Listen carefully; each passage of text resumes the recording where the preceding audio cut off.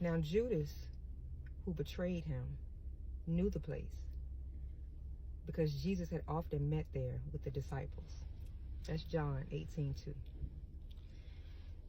Be careful of who you call friends, and know that you can't take everybody with you.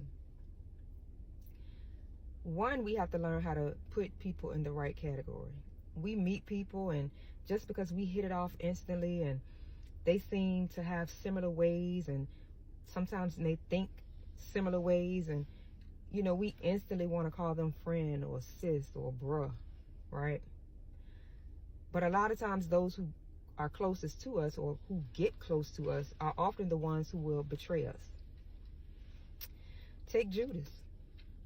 Now Judas had to betray Jesus. This we know, in order for things to be fulfilled the way that it was.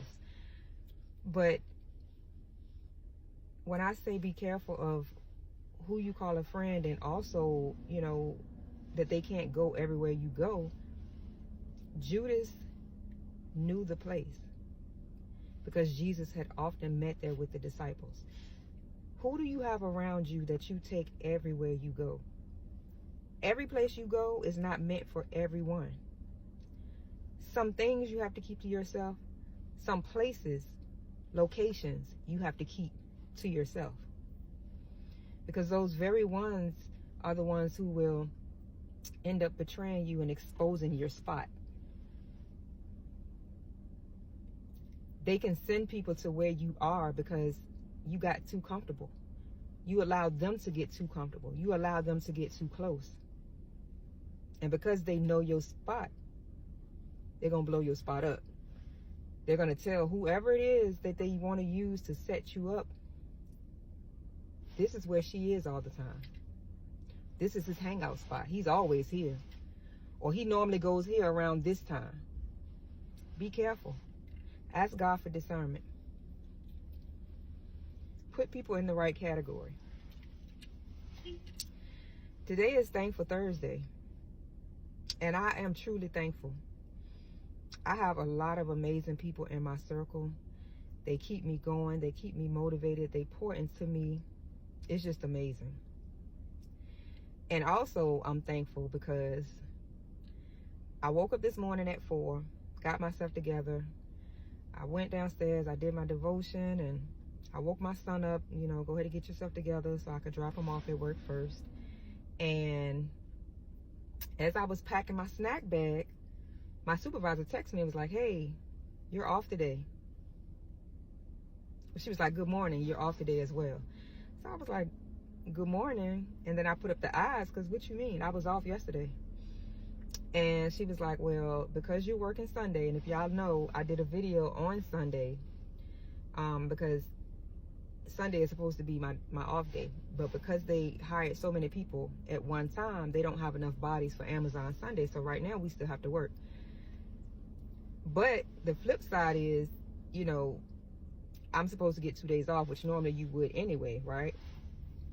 Depending on your job, it's Saturday and Sunday, and it could be another day throughout the week and Sunday. It just depends. But for me, Wednesday is my scheduled day off. That's my Sunday, and then another day.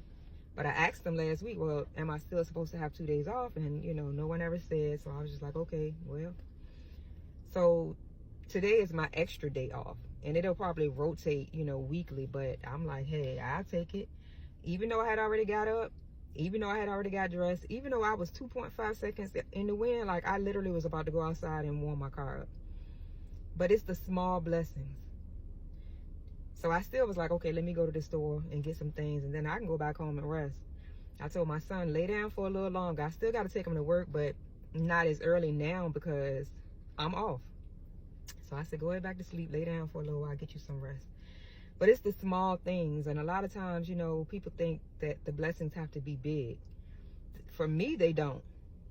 Now, I receive whatever God gives me. But it's the small things that keep you humble, that keep you grateful. Like even with being able to rest today. Even after I take my son to work, I was like, well, I still can come back and get rest. I don't have anything planned because my plan was to work. God's plans are not your plans. And I just thank you because I'm like, okay, Lord, because you knew your daughter was tired. So for that, I'm thankful. So y'all find a reason to be thankful. And there are so many, because one, we woke up this morning.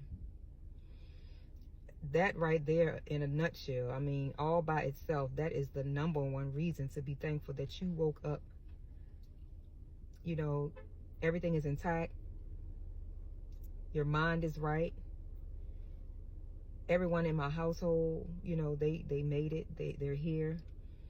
They're sleeping, but they're here. You know, I have food, things to drink. Like, when I got in my car, it started. Those type of things. Those are the things that keep me grateful and humble. So find a reason to be thankful.